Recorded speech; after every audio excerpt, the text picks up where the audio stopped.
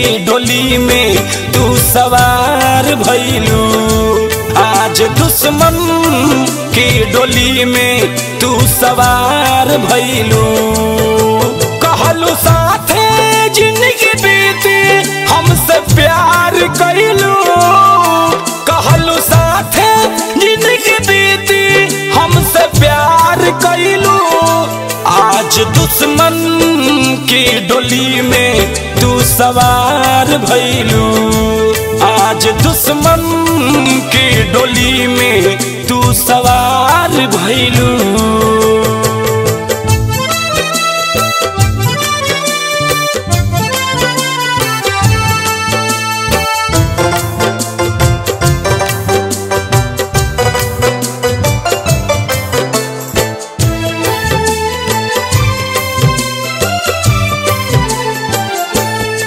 के साथ पढ़लू लिखलू, एक के साथ घूमलू फिरलू।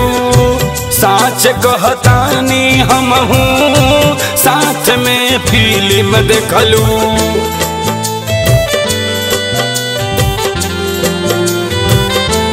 एक के साथ घूमलू फिरलू, एक के साथ पढ़लू लिखलू।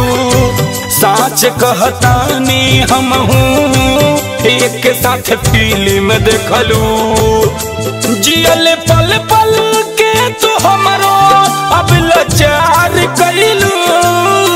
जियल पल पल के तू हमरो अब लाचार कइलू। आज दुश्मन की डोली में तू सवार भइलू। आज दुश्मन की डोली में तू सवार भइलू।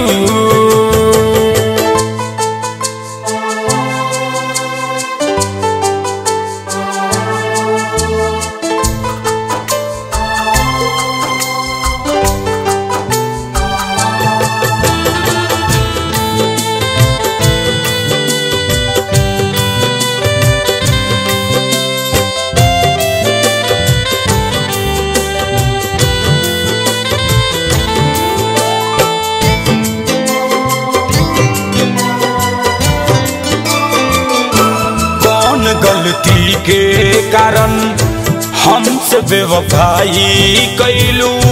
थोड़ा सा वक्त न दिहलू, काहे दोसर के भइलू।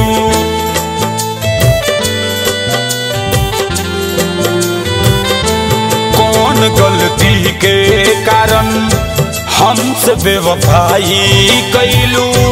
थोड़ा सा वक्त न दिहलू, काहे दोसर के भइलू। बिना लड़ले अपना प्यार से तू हार गइलू। बिना लड़ले अपना प्यार से तू हार गइलू। आज दुश्मन की डोली में तू सवार भइलू। आज दुश्मन की डोली में तू सवार भइलू।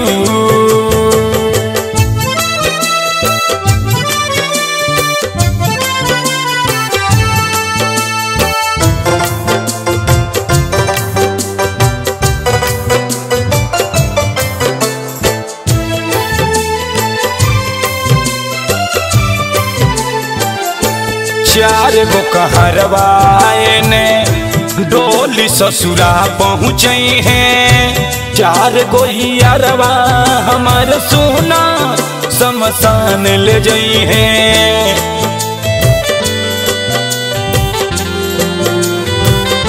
चार गो कहरवाए ने डोली ससुरा पहुँचे हैं। चार गो यारवा हमार सोना शमशान ले जई हैं। जिनकी पाठक गोपाल के बेकार कइलू।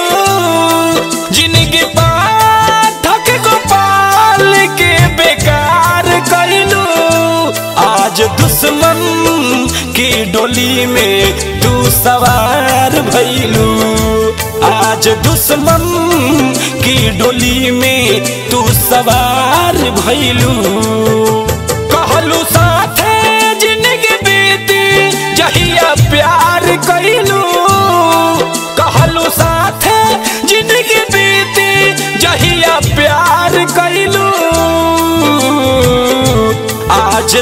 दुश्मन की डोली में तू सवार भइलू। आज दुश्मन की डोली में तू सवार भइलू।